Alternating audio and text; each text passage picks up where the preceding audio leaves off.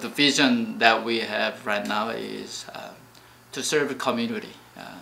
We have a lot of people that wants to use our facility. Yeah, well, we'd like to have a lot of people from the community so that we help them and we get help from them too. That's the first goal that we have. And the second thing is we want to raise Christian leader. We help them to learn a lot of stuff in here. So yeah, not only just a simple Christian leader is a global Christian leader. Just they can, well, we have a lot of students from outside of the United States, and they want to come. They want to experience American culture, and they want to learn English.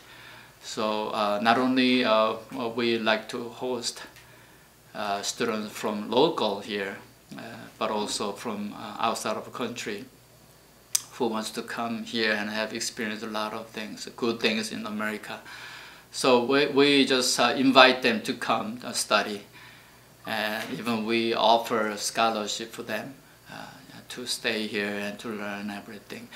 So we just teach them, encourage them, equip them to be a global leader. So that's our goal.